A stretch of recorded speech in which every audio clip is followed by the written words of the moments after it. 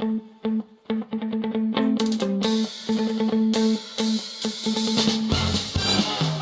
ta may gala diri sa atong panagmanuban, serbisyo publiko sa 96.7 News Radio Davao del Sur ug sama-sama ngayon ganihaw na ta nag-break.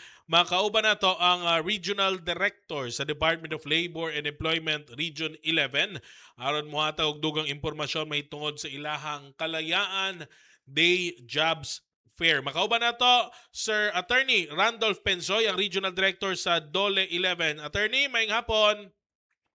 May nga po, Sir Louis. Salamat sa panahon nga kaning sitwasyon nga inyo may gi-imbita aron mapadayag namo ang Kalayaan 2026 Trabaho Agad Job Fair this coming June 12, 2028 sa SM City Davao, Ikulan, Davao City. Sir, unsay mga lauman sa mga publiko may tungod ani nga activities gipangunahan sa Department of Labor and Employment, sir? Salamat ana mga pangutana. Ang ato ang job fair karon natay participating employers nga diri sa lokal ha. 30 ka employers nga naay number of vacancies offered 2,077. Sa overseas food natay duha ka employers nga naay 223 ka mga vacancies. Ang ato apong mga senior high school graduates naapod sila opportunity nga maka-appeal sa og matagaan pod og tsansa nga maka-appeal og maka-apply og trabaho kay naay 22 ka mga employers nga naghatag og 66 positions for 1,052 ka beneficiaries. Attorney, murag ang bag-o ani kay naanda naman gini Labor Day Jobs Fair, Kalayaan Day Jobs Fair, almost every year na magini nga activity. Pero ang bag-o na ako nadunggan gikan sa imuha kaning senior high nga job vacancy, bag-o ni attorney? Atong niaging job fair o job fair naapod tay gitawag nato og senior high katong niaging May 1. Nya gitagaan po ni siya kuan kaning mga green lane nga mo facilitate para sa ato mga senior high school graduates. O nya mao tong ato nga panahon na ang mga graduates nato sa senior high ni-appeal po sila sa maong gihatag nga kahigayunan aron sila maka-appeal o maka-avail sa kaning gitawag natong jobs fair nga gihatag pod og prioridad dito sa mga senior high school graduates. Unsa ka importante nga ma-appeal na ni ilahang sektor, attorney, sa mga inganing jobs fair? Unsa ka importante ni? Dako ni siya og bili og labi na nga kasagaran sa tua ang mga apply og trabaho dili lang pabuton nga makakuha ka og 4-year college course or gitawag na to college degree. Kaya ang senior high kung naana kay diploma sa senior high na may mga companies o mga opportunities nga mga vacancies nga pwede sa ilaha. Katong mga posisyon nga gihatag nga kaning mga customer service representative naa sila sa positions niya, top positions sa mga senior high school graduates na yung mga plant worker, production crew, and production staff.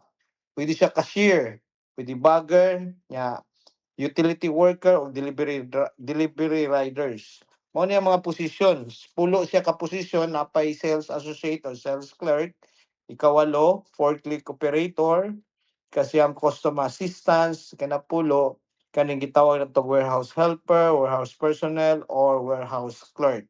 Pulo ka posisyon gihatag sa ato ang karon nga job fair, kaning Kalayaan job fair para sa ato mga senior high school graduates. At least matagaan na sila higayon, makatrabaho sila, no? Di na Yes, sir. kinahanglan itong mga college level o college graduate. Magamit na gyud tong giingon nato nga job mismatch, di ba? Kay mo man ang problema perme kay naay senior high nga pwede na manarbaho pero di palagi madawat tungod kinahanglan og college degree. Yes, sir. Tama ka, sir.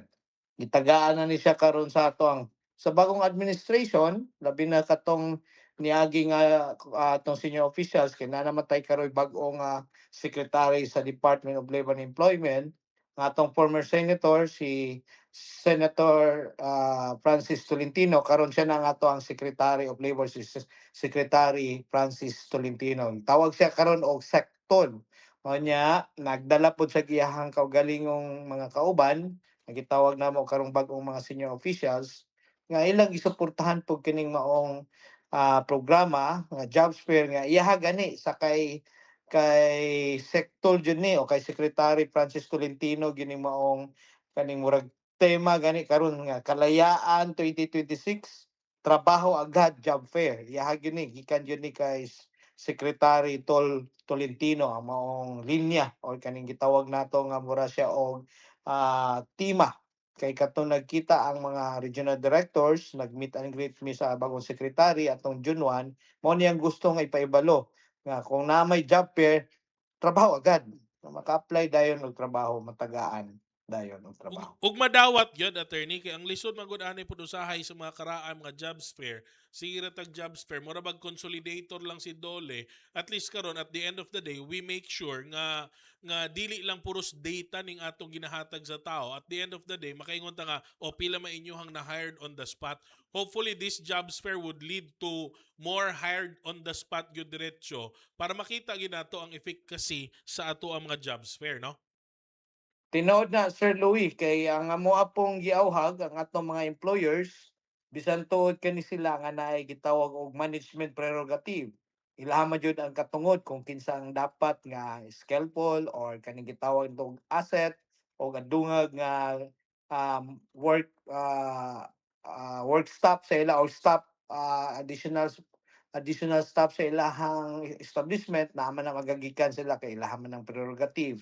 Pero mas lang giawhag nga naman ta ni naman kani gitawag natong platform sa ato ang kalayaan o kaning Labor Day.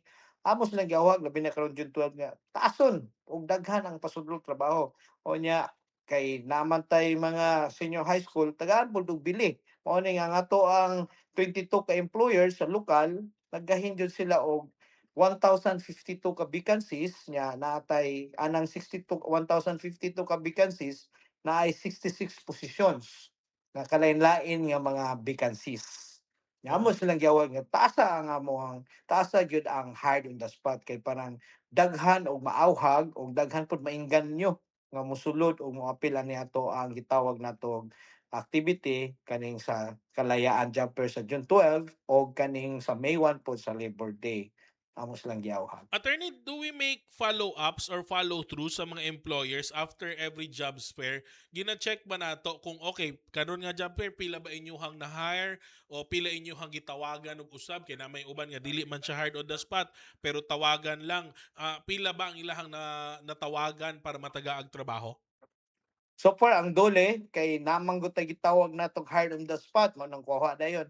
Napoy gitawag natong nearly hired. Mhm. O nya napoy uban pod nga gitawag nga complete ang requirements for need a follow up. So amo na silang gi-follow up ang mga employers nga unsay status ani. So ila po tong kanunay nga gitagaan og kanang pag-communication or pagtawag kay sayang man nga daghan ang nag-apply, daghan nagpa-registered pero kaso naay mga kulang sa requirements, may usahay nga nearly hard siya pero napa siya kulang nga dapat niyang humanon or napa siya ingon nga kulangan pa kag isa ka interview sa usa ka agency or isa ka opisina mo na nga gitagaan sa nearly hard kay napa siya una nga mga rekwitos or mga buhatonon nga dapat i-comply. So mo na po namong gi-follow up nga constant and ang ilahang paghatag og communication og pag-follow up sa atong mga applicant nga ni-apply ng vacant position para usab nga katong ato ang mga data sa nearly hard or complete requirements pero wala pa siya mahay kay naa pa siya adtuonon mo nang amuha silang ingnon nga at least man lang mutaas gyapon ang datos ato pinaagi sa pag-follow up sa ilang pagtawag sa mga applicants. Attorney, nagpabilin ba gihapon dakong problema ang job mismatch sa ato ang rehiyon?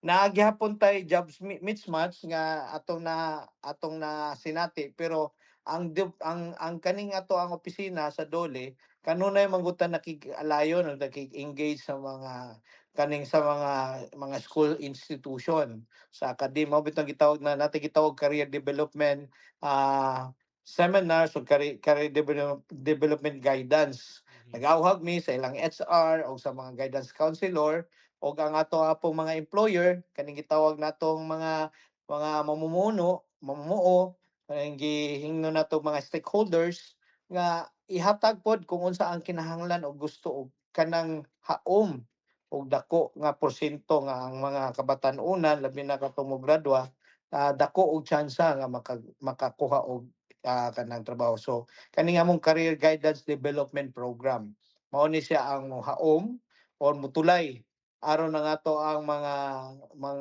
kani mga kabatanunan nga nang eskwela mohaom ang ilahang mga gitawag nato nga tumong o direksyon para sa ilahang pagtrabaho o unsa nga trabaho ang ilang masudlan.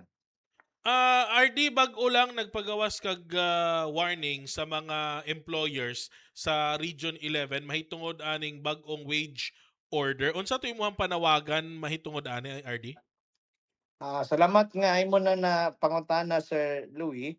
Ang ato ang minimum wage karon sa atong rehiyon pinaagyan ng department kaning wi- wage order RB 11-24 kaning gitawag nato new wage minimum wage order. Nanatay minimum wage order nga 525 sa non-agri and 515 sa 525 sa non-agri niya ang agri is 510. So mo ni ang first tranche niya ang ato ikasunod nga tranche nato Sir Louie karong September mo ning second tranche for to complete the minimum wage of 540 sa non-agri o ang kaning kaning agriculture 520 from 510 karon mahimo na siyang 520 sa September.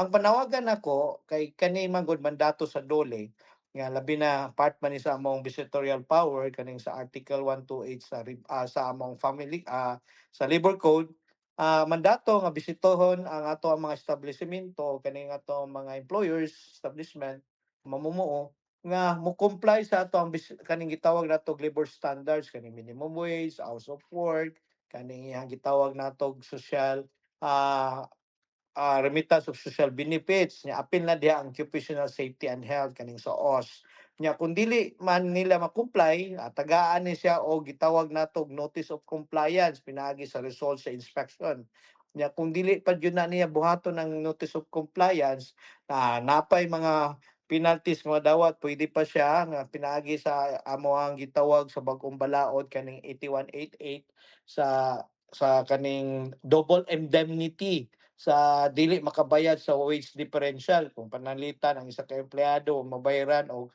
500 pesos sa isa ka bulan. So mahimo na siyang iskalibo kung mag-double indemnity.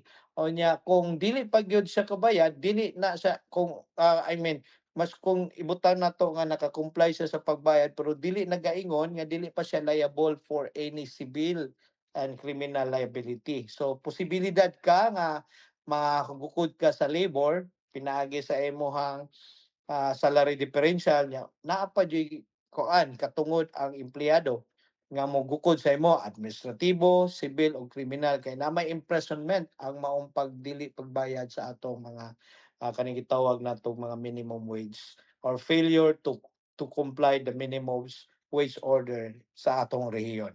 And as of now, kumusta po ang inyong monitoring sa compliance sa mga employers, RD? So far sa atong compliance kung atong isgutan Sir Louie, kami namang gud may gitawag na mo compliance rate. Taas ang atong compliance rate kay gina-target man nato nga dili ta mo mobaba kay gina-report man namo na sa central office. Pero mao lagi kaning compliance rate nato nagaingon lang kinis kung atong pagabasihan ang mandato or ang figures nagaingon gyud nga taas.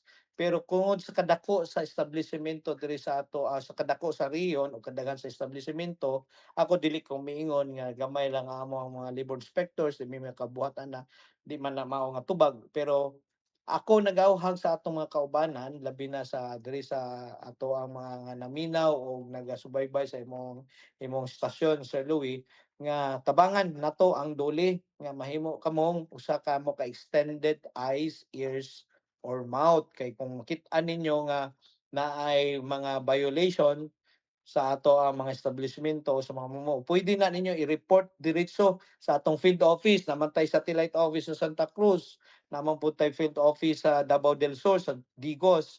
Sa unom na mo ka field offices diri mismo sa atong rehiyon o sa isa ka regional office, pwede siya mo report, pwede na idahog dito sa among Facebook social media link, or pwede niya ipa-text sa hotline dito sa sa social media, i-comment, ihatag ang pangalan sa maong employer or ang iyang establishmento niya, tagaan og isuhan dahil na siya og kanang inspection, authority to inspect. Kay ako mingon, bisan sa kagamay sa amo mga inspectors diri, pila ra man mi kabuok, siguro na sa mga, kung ako ang tan-awon ang naga-inspect, mga wa mi kaabot 50, o niya imo nang libuton tanan ang Rehiyon 11 nga pila ka libo ka mga establishmento o mga employers na diri sa establishmento lang na wa pay labot ang ubang mga kanang mga construction site, ang kaning mga resort, kaning sa turismo, kaning wa labot pa diha ang kanitong mga hotel. So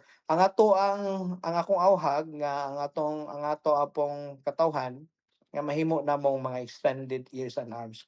Ako dili ko moingon nga dili nagatuman ang dole, kay daghan man mo comment kanang duli igora na mo istorya nga na, pero sa tinuod lang lisod among trabaho, pero kami kung makadawat kami og kanang mulo o kanang gitawag natong complaint, dulo na buhatan gyud na siya og authority to inspect o bisitahon gyud ang maong establishmento. RD, balikan na nako katong mga employers, mga employee ginaawhag nato nga magreklamo. Ang problema pod lagi basig mainitan sila ba sa ilang mga employers. How do we make sure pod maprotektahan nato ilahang seguridad sa trabaho, RD? Puwede man sila nga dili mosulti sa ilang pangan, puwede man po sila nga pinaagi sa pagsulat nga dili maghatag og mga detalye sa iyang kaugalingon, pero isulti lang ang pangalan sa gitrabahoan.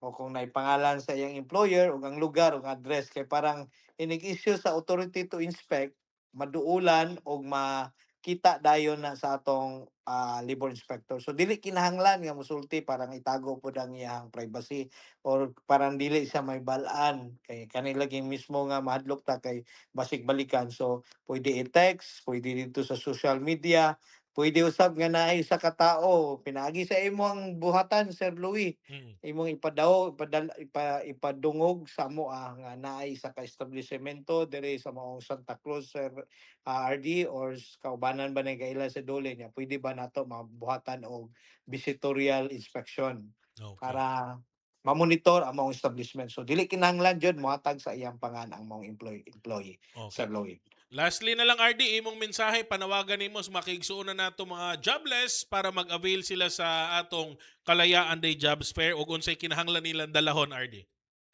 Daghang kayong salamat, akong giawhag ang tanan nato nga mga kaubanan, labi na kato mga kabatunonan nga nakagraduate sa college o sa senior high school graduate, nga ako kamong giawhag nga moapil sa ato ang kaning gitawag natong Kalayaan 2026 Trabaho Agad Job Fair, June 12, 2026 diri sa SM City, Davao, Ikolan, Davao City. Naa kitay 2,077 vacancies sa lokal o 2,223 sa overseas. Ako mong giawhag sa pagdala sa inyong mga requirements, sa inyong kung namoy resume o katong curriculum vitae, dalon ninyo aron makit-an asab sa inyo inig interview nga kamo naamo aning mga requirements nga gikinahanglan sa maong sa ka-establishmento. O nya, una mo moadto sa maong establishmento, tanawon sa ninyo kung kana inyong giduulan, maubag yun na ang inyong gusto. Kay parang usab inyong dili na mo anigabot sa panahon dito sa jobs fair, inyo pang pangitaon na ninyo ang maong establishmento or kumpanya nga haom o gusto niyo trabahoan niya. Dalha tanan, una, prepare gyud mo sa inyong kagalingon niya, inyong resume, o niya tulog pod, saktong tulog, kay usahay ra ba kung kulag tag tulog maluya niya kapuyan at mo pila naghandagan o ubay-ubay ra ba sa mga atong mga applicant. So giawhag tanan kung kita maningkamot og mo-apply, na jud tsansa nga madawat kaysa dili mo apply o dili mo pila, wa jud nay tsansa. RD, Daghang advisable salamat. ba gihapon daghanon og dala ang biodata, resume or CV nila para more chances of positions or companies to apply? Mas maayo na imong napangutana, Sir Louis, tama pod kay basi og habot nimo didto naapakailain nga mga companies or mga establishmento nga nanginanglan. So naamoy balon ako niawhag gani ko kasagaran moingon mi sa mga aplikant basi pwede mo modalag mga 10 ka resume or inyong biodata or kanang gitawag natong requirements. Kay inig-apply niyo sa PICAS kung nanay tan-aw ninyo wala na nagapila, mobalhin na po. Parang malubos-lubos or ato yung makuha ang tanang oras nga naka dito. I-avail yun nato ang mga opportunities. Okay, thank you very much, Attorney Randolph Pensoy, ang Regional Director sa Department of Labor and Employment, Region 11. Sa iyahang imbitasyon pod sa mga kaigsunan nato nga gusto manarbaho na ay Kalayaan Day Jobs Fair karong June 12 diya sa SM City, Davao. Salamat kayo, RD. Standby, balik ta pag mas pipila ka mga painomdom.